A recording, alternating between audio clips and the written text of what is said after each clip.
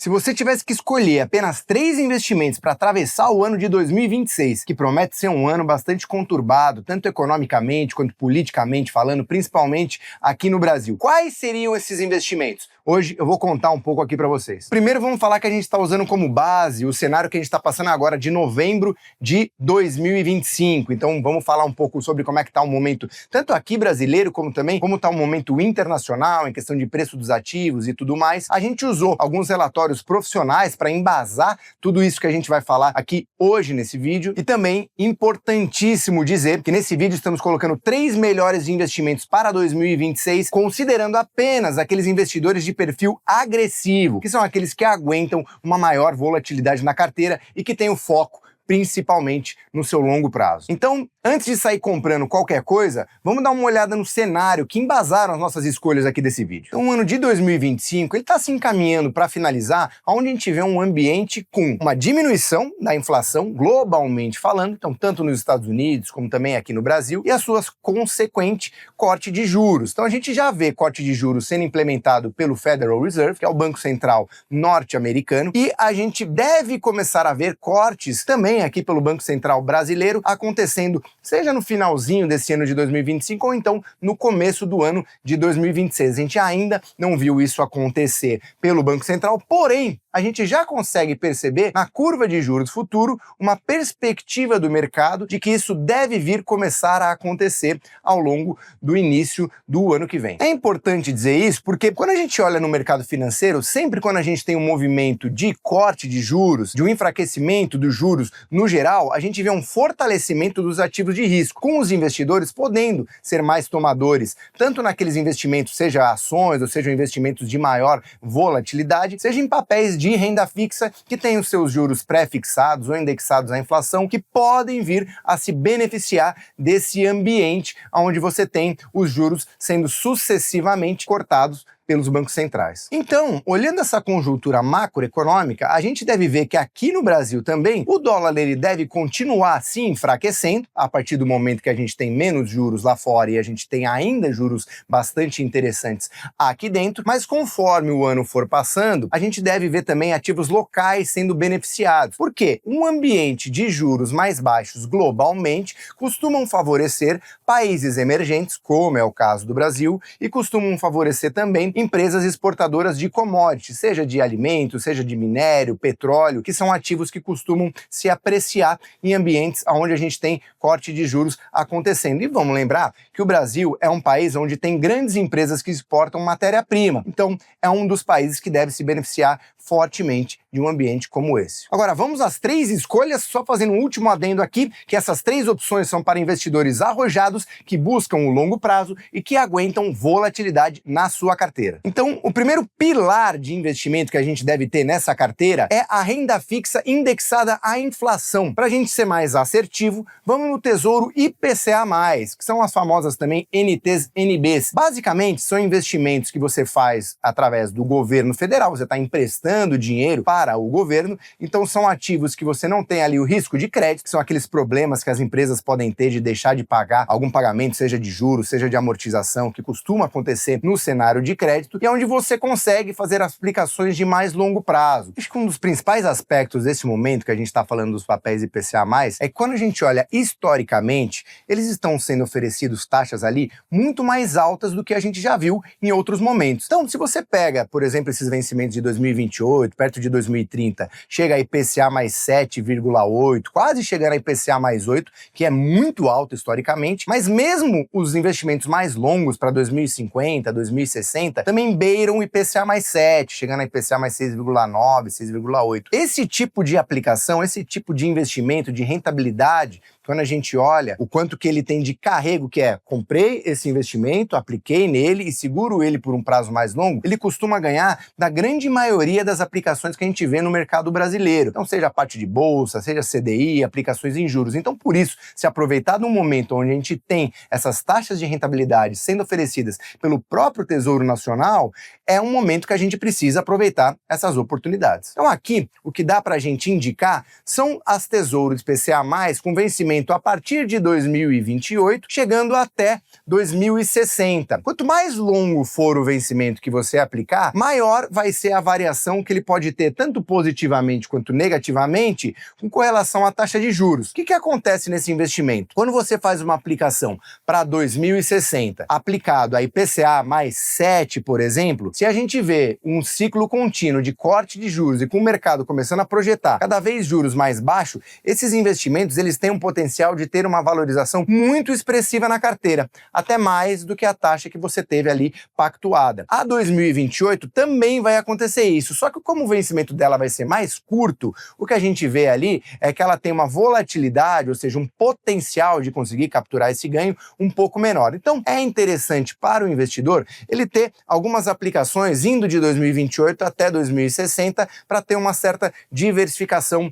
nos horizontes de risco. Lembrando aqui, quanto mais longo o vencimento, mais arrojada vai ser essa carteira, maior ela pode capturar o ganho caso esse corte de juros ocorra. Outro ponto interessante desse tipo de aplicação é que eles pagam juros semestrais, ou seja, a cada 6 meses sempre pinga um pouquinho ali na sua conta, onde você pode ou reinvestir esses valores nesses próprios papéis, ou então em outros investimentos. Então, essa classe do Tesouro IPCA+, é o que vai te dar um pilar de trazer alguma segurança, principalmente no sentido de que se você segurar esses investimentos para o longo prazo, você vai ter aquela rentabilidade pactuada que você contratou, mas ao mesmo tempo colocar também uma pimenta na carteira, porque caso os juros comecem a ser cortados, você tem forte potencial de ganho também acontecendo nos próximos anos. Agora vamos para o segundo tipo de investimento que a gente vai falar aqui, que é a renda variável Brasil. Então aqui a gente está falando majoritariamente de ações brasileiras, ações de empresas que operam aqui no mercado local ou que são grandes multinacionais que operam também com outros países, mas que estão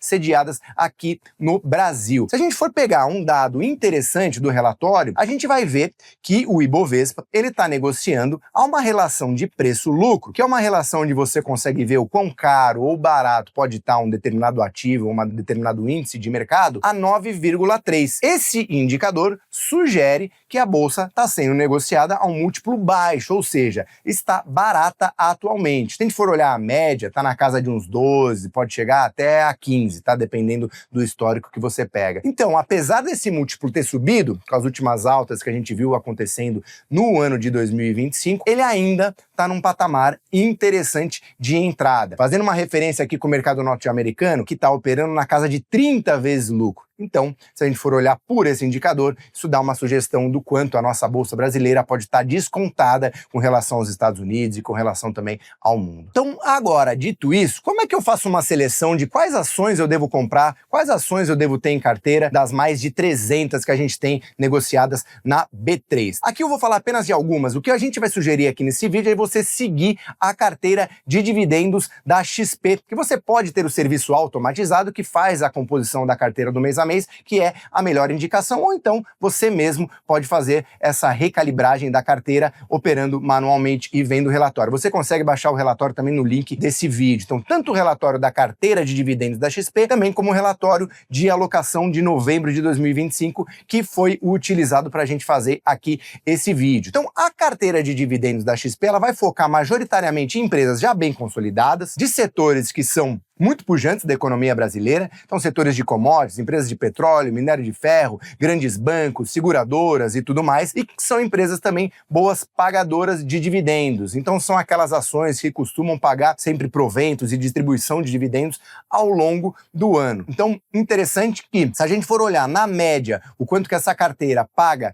de dividendos ao longo de um ano, chega na casa de 6 a 7%, que é um indicador bastante alto. Então, vale a pena você dar uma olhadinha nela. Alguns papéis eu vou citar aqui, por exemplo, Itaú e Tubi4, que é um dos maiores bancos que a gente tem aqui no mercado brasileiro, principalmente o maior banco em termos de valor de mercado que a gente tem sendo negociado. Pode pegar uma Vale, por exemplo, que é a maior exportadora de minério de ferro que a gente tem aqui localmente e uma das maiores produtoras de minério de ferro do mundo. A gente pode usar também a Petrobras, que é a grande empresa de economia mista, né? Ela tem esse componente estatal, que aí é um fator que a gente sempre tem que olhar ali com maior responsabilidade, porque envolve risco, mas ela ainda está com uma eficiência operacional muito interessante e tem uma projeção de pagar dividendos muito interessante. Mas a recomendação não é para investir somente nas três, e sim de você olhar a carteira como um todo, de modo a você balancear as aplicações e otimizar, né, a sua carteira, a ter uma boa diversificação para poder passar por os alavancos, mas ao mesmo tempo conseguir capturar ganhos que possam ocorrer quando a gente tiver uma valorização expressiva ainda do mercado. Então essa é uma parte mais arrojada que você vai ter na sua carteira. Importante dizer que no ano que vem a gente tem eleições, então que promete ali grande volatilidade, principalmente para essa parte da carteira, mas que historicamente também,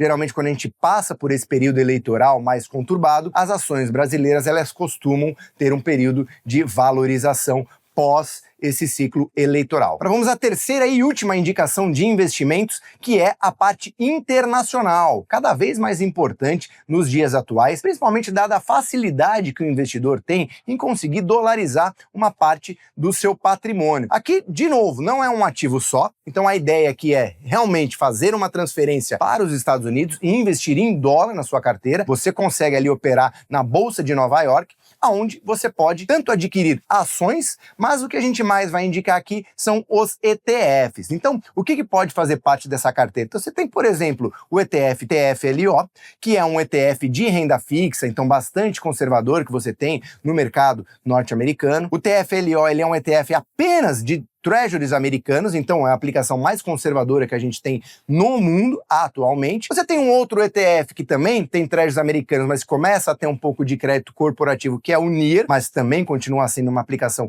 bastante conservadora. Então são ambas aplicações ali que você pode ter, que vai dar um pilar de conservadorismo na sua carteira, mas lembrando que isso daí vai estar em dólar. Por que é importante ter dólar, principalmente nesse ano de 2026 que está vindo? Quando a gente olha sempre um ciclo eleitoral e quando a gente olha historicamente também o mercado brasileiro, a gente vê que o real, ele sempre costuma ter um estresse, ou seja, o dólar costuma se valorizar muito nesse tipo de momento, seja por alguma questão de aprovação, desaprovação do governo, seja por algum candidato mais pró-mercado ou menos pró-mercado que está na frente ou que depois fica para trás. Então a gente vê grandes variações acontecendo no dólar. Quando você tem uma parte da sua carteira dolarizada e uma parte da sua carteira em ativos em real, e principalmente aqueles ativos ligados à renda variável e ligados a ciclos positivos da economia brasileira, o dólar ele faz um excelente contraponto. Quando esses ativos sofrem, o dólar costuma subir. E quando o dólar cai, esses ativos costumam se valorizar. Então, vai ser o componente da carteira que vai te dar uma proteção, ou hedge, como a gente fala no mercado financeiro. Então, por isso que é importante você ter a diversificação com esses três pilares que eu citei aqui. A gente vai colocar também no link de descrição desse vídeo uma recomendação de ativos para você conseguir dolarizar, ou seja, lá na Bolsa de Nova York, quais ativos comprar. Citei 2 exemplos aqui, mas tem alguns outros que a gente tem na descrição desse vídeo. Importante também sempre dizer que você deve diversificar a sua carteira ao máximo. Então, além das ações brasileiras, das papéis de renda fixa, é sempre bom você ter uma parte em ativos pós-fixado, que é aquela reserva de emergência que você consegue resgatar a qualquer momento, caso você tenha alguma necessidade. E também você pode se aproveitar tanto de fundos imobiliários, como também de outros ativos como fundos multimercados, que não foram citados nesse vídeo, mas que são também ativos importantes para você compor a sua carteira como um todo e conseguir se beneficiar de todos os momentos do mercado. Então aqui para finalizar, vamos resumir aqui os 3 investimentos que a gente citou. Então, ativos IPCA+, para aproveitar esses juros reais muito altos que a gente tem nesse momento de mercado. Segundo, renda variável Brasil, ações brasileiras, para a gente aproveitar um momento de fluxo, pode começar a se fortalecer e valuations muito atrativos. E terceiro e último, são os investimentos dolarizados, que é de fato mandar o dinheiro para fora do país comprando dólar. Aqui a intenção é diversificação e proteção dessa carteira. Para finalizar, vale dizer que todas as recomendações aqui foram baseadas no relatório da XP de novembro de 2025, que está também aqui na descrição desse vídeo. E se você quiser continuar recebendo análises como essa e vídeos onde a gente cita investimentos interessantes, ative as suas notificações e nos segue no canal. Espero que tenha gostado. Até o próximo vídeo.